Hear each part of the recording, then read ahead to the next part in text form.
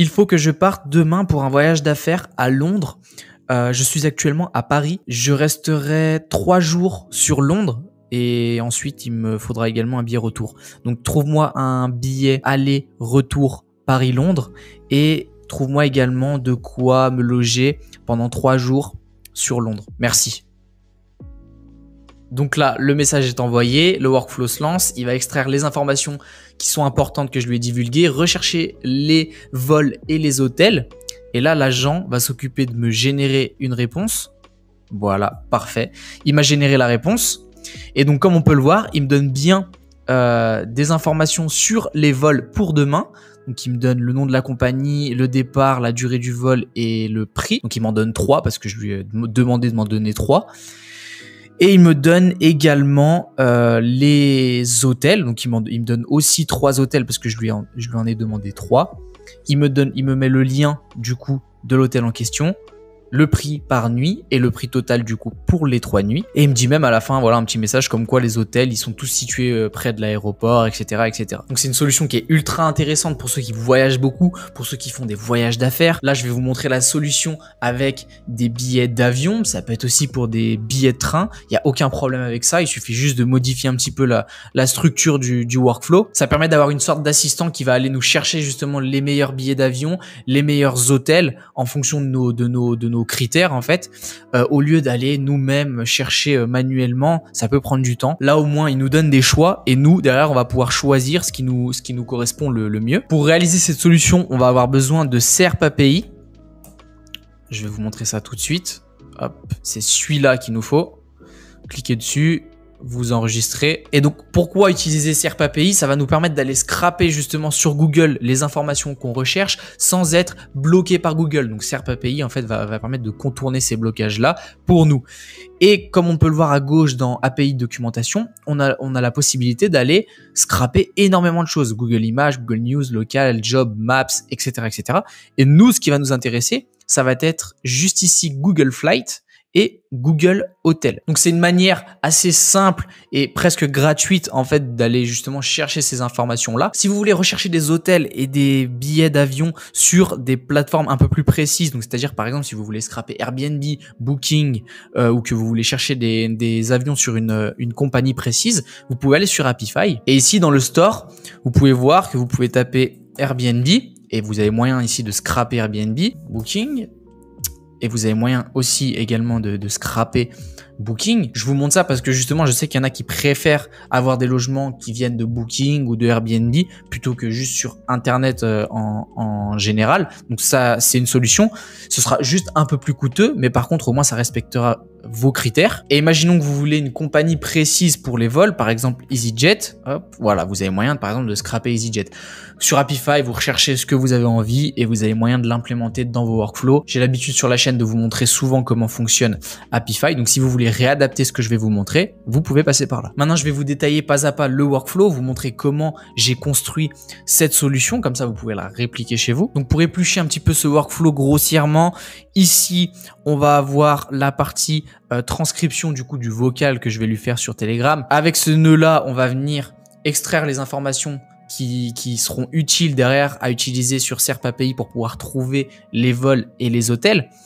Ici, on a les 2 nœuds HTTP request, donc l'un pour pouvoir trouver les vols et l'autre pour pouvoir trouver les hôtels. Et ensuite, on va transmettre ça justement à notre agent, à notre assistant pour qu'il puisse analyser les vols et les hôtels qu'il aura reçus en input et il va nous générer une réponse justement en output qu'on va recevoir tout simplement sur Telegram puisque c'est sur cette plateforme qu'on aura envoyé la demande. Pour commencer, vous ajoutez un nœud Telegram en déclencheur. Donc ici Telegram, si vous descendez tout en bas, vous avez les triggers et nous ce qui nous intéresse c'est on message, donc quand on reçoit un message. Pour paramétrer ce nœud, c'est simple, il suffit juste d'ajouter votre compte Telegram, vous laissez en dessous trigger on sur message. Pour créer votre compte Telegram, vous cliquez sur new credential et juste ici, voilà, vous avez OpenDoc, vous avez donc du coup la documentation qui va vous permettre de créer justement un bot sur Telegram et de le plugger à N8N. Donc c'est super bien expliqué. Sinon, vous pouvez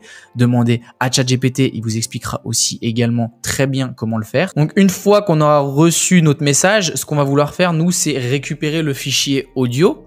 Donc vous ajoutez un nœud Telegram encore une fois.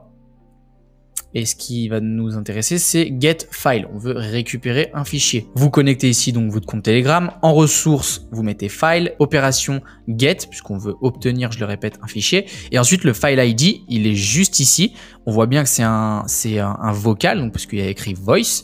Et vous prenez votre file ID et vous le glissez déposez ici. Une fois cela fait, du coup en output, vous allez avoir un fichier au format binaire. Donc maintenant qu'on a ce fichier au format vocal, ce qu'on va vouloir faire, c'est réaliser une transcription, donc pour l'avoir par écrit. Pour ça, vous ajoutez un nœud OpenAI, juste ici, et vous cliquez sur Transcribe a Recording. Pour le paramétrer, donc vous ajoutez votre compte OpenAI. Ressources, c'est un audio. Opération, c'est Transcribe Recording, donc le but c'est de retranscrire le record. Et en input data file, eh ben, on rentre data qui est juste ici. C'est important d'avoir ce fichier binaire, c'est comme pour les images, comme pour les vidéos. C'est important qu'en input, vous ayez le fichier qui soit au format binaire pour derrière ensuite pouvoir le traiter. Une fois cela fait, du coup, OpenAI va vous retranscrire le message. Donc, comme je l'ai bien dit en vocal, il faut que je parte demain pour un voyage d'affaires à Londres. Je suis actuellement à Paris, je resterai 3 jours sur Londres et ensuite, il me faudra également un billet retour. Donc, trouve-moi un billet aller-retour Paris-Londres et trouve-moi également de quoi me loger pendant 3 jours sur Londres. Merci.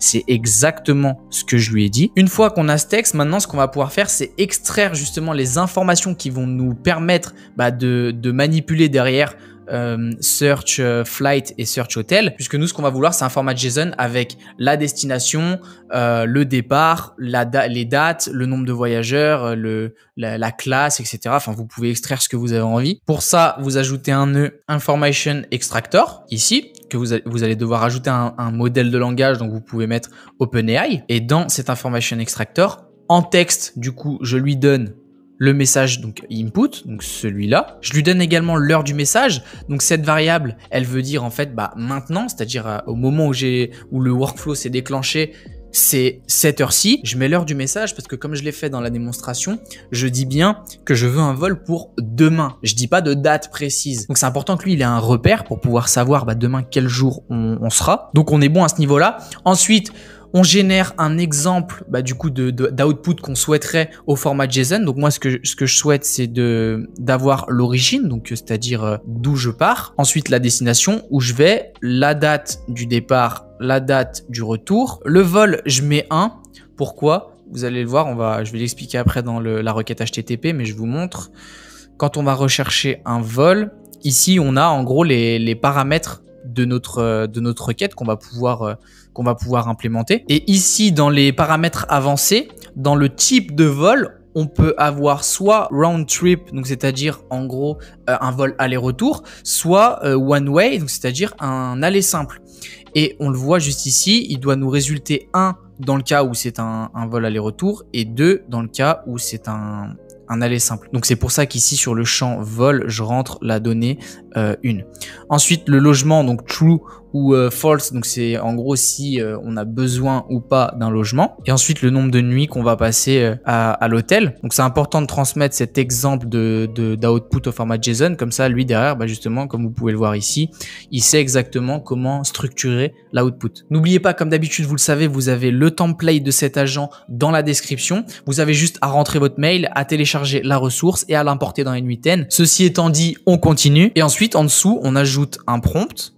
Donc moi je lui ai dit tu es un expert en compréhension de texte, son rôle. L'objectif c'est qu'il m'extrait en fait du texte les informations suivantes, donc l'origine, la destination, le départ, le retour, s'il y a besoin d'un vol simple ou aller-retour, s'il y a besoin d'un logement ou non, et le nombre de nuits dans le logement. Et justement c'est là que je lui précise, tu dois retourner les dates au format ISO 8601, donc année, mois, date. Donc ça c'est important aussi de bien formater les dates.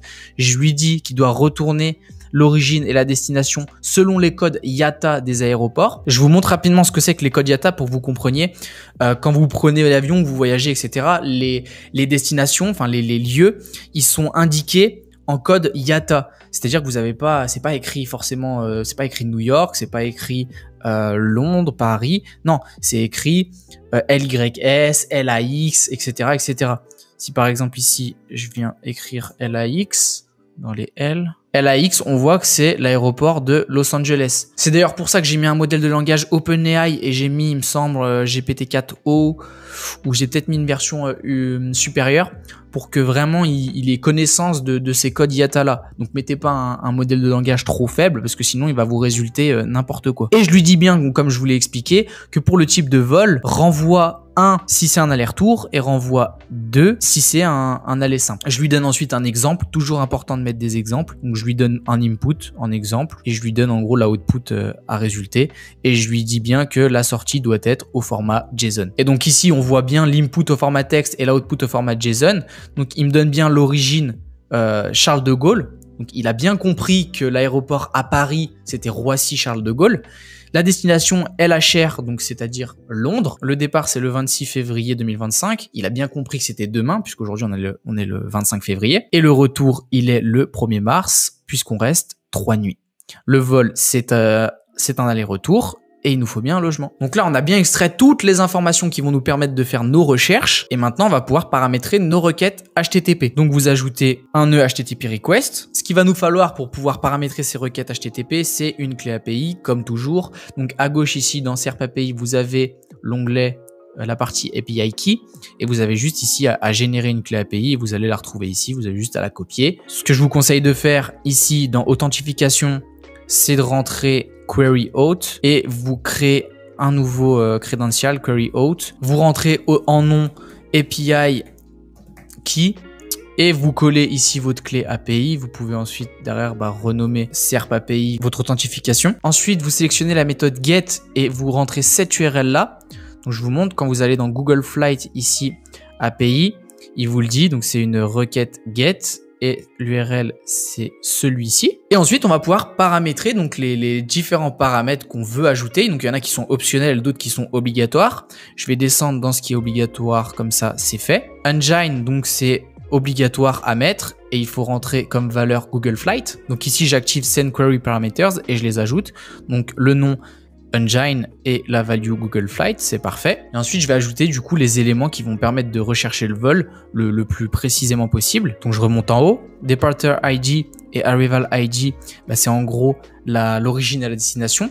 Et justement, il le dit bien ici, il faut que ce soit au format IATA, donc les codes d'aéroport. C'est pour ça que juste avant, justement, on lui a demandé d'extraire ces informations et de les transformer. Donc ici, en name, on rentre Arrival ID, Departure ID. Et on vient juste, en fait, tout simplement, je vous montre, vous avez juste à glisser, déposer. Donc l'origine, hop, vous la glissez ici. La destination, vous la glissez ici dans la valeur. Ensuite, j'ai sélectionné outbound date, return date. Donc c'est en gros, hop, voilà.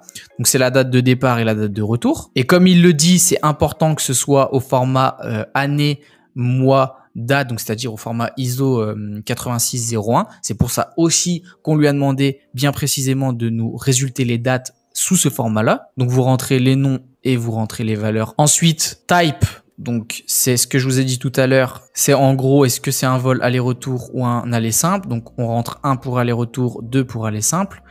Donc le nom type et vous rentrez la valeur qui est ici, hop, donc nous en l'occurrence c'est un aller-retour. Ensuite adulte, juste ici, donc c'est le nombre d'adultes pour le vol. Ensuite j'ai ajouté stop, donc on va le retrouver juste ici.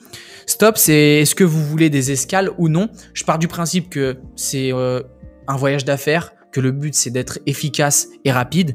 Donc en gros non-stop only, donc c'est que je veux pas d'escale, je veux que ce soit un vol direct. Donc pour ça, il faut rentrer la valeur 1. Donc stop, je rentre la valeur 1. Et ensuite ça, HL et currency, donc FR et euro, c'est que je veux juste en fait que ma recherche elle soit faite en français et que la monnaie en fait du prix qui va me donner ce soit en euros. À partir de ce moment-là, la première requête, elle est bien paramétrée. Donc il nous résulte bien ici, hop, il nous résulte bien différents vols avec plein d'informations. Maintenant, ce qu'on va faire, c'est qu'on va s'attaquer aux hôtels. Donc vous ajoutez à nouveau une requête HTTP. Dans SERP API, vous allez dans Google Hotel API et c'est exactement le même principe pour paramétrer. Vous rentrez la méthode GET, vous rentrez le même URL, vous mettez bien votre authentification et dans Send Query Parameters, dans Engine, vous rentrez Google Hotel puisqu'il va nous le dire ici tout en bas. Engine, il faut rentrer Google Hotel en value. Q, en gros, c'est la demande qu'on veut faire, c'est où est-ce qu'on veut loger. Donc vous glissez déposer la destination, là où vous allez rester, donc Londres. Ensuite, check-in date. Checkout date, donc c'est la date d'entrée, la date de sortie, toujours au format ISO 8601. Donc pour la date d'entrée, c'est assez simple, vous rentrez la date de départ. Et le checkout, j'ai fait une formule comme ça qui permet d'ajouter le nombre de nuits à la date de départ, ce qui du coup nous emmène au checkout. Et j'ai mis les mêmes paramètres que la requête d'avant, le nombre d'adultes 1 et je veux que ma requête elle soit faite en français et que la monnaie soit en euros. Et à partir de là, cette requête elle est aussi correctement paramétrée et il nous résulte bien du coup plusieurs hôtels avec encore une fois plein d'informations. Maintenant justement ce qu'on va faire, c'est qu'on va transmettre ces informations à l'agent pour qu'il puisse les traiter et nous générer une réponse. Donc vous ajoutez un agent IA, donc AI Agent. En modèle de langage, j'ai mis Anthropic Claude 3.5 Sonnet parce que c'est le meilleur modèle de langage pour pouvoir générer du texte, donc pour pouvoir nous générer une réponse. En memory, j'ai fait simple, j'ai mis Windows Buffer Memory. Et maintenant pour notre agent, ce que j'ai fait, c'est que dans le texte, je lui ai donné plein d'informations. Je lui ai donné donc du coup le message que je lui avais, la demande que je lui ai faite à la base. Ensuite, je lui ai donné plein d'informations sur les vols. Donc pour retrouver ces informations, ici dans la requête que vous avez effectuée, Search Flight en output, vous avez toutes les infos.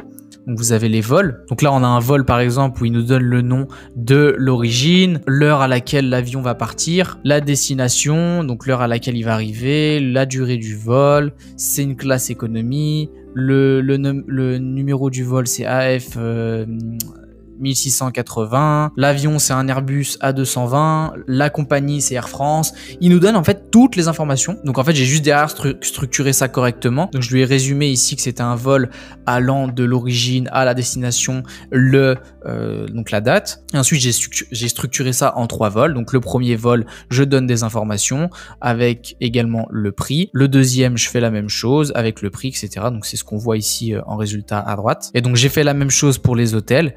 J'ai regroupé 3 hôtels différents avec le lien, le prix par nuit, le prix total et le nom de l'hôtel. Donc voilà, ça a été ma manière de structurer les informations et de les délivrer à l'agent.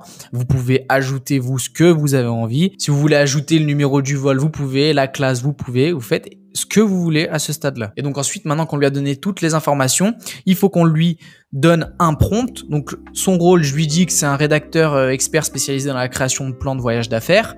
L'objectif, c'est qu'il va recevoir un message initial et aussi il va recevoir du coup les hôtels et les vols trouvés selon la demande. Je lui dis qu'il doit rédiger une réponse en 2 sections, l'une pour les vols, l'autre pour les hôtels. Le format de sortie, concernant les vols, je lui dis de lister les dates, lieu de départ, de retour et lister les vols et leurs détails respectifs. Au niveau des hôtels, je lui dis de lister chaque hôtel avec leur nom et le lien associé et de numéroter la liste des hôtels. Et pour finir, en note, je lui dis que le message ne doit pas faire plus de 1000 mots. Donc une fois qu'on lui a bien donné toutes les informations et qu'on lui a donné le prompt, en output, il va nous résulter en fait du coup le message qu'on va transmettre à Telegram. Donc c'est ce message-là. On relie un nœud Telegram. Cette fois-ci, ça va être pour envoyer un message, donc send the text message. Et ce que vous avez à faire, c'est ultra simple. Vous ajoutez votre compte Telegram, ressources message, opération send message. Le chat ID, vous le retrouvez donc sur votre premier nœud Telegram et il est juste ici, donc chat ID.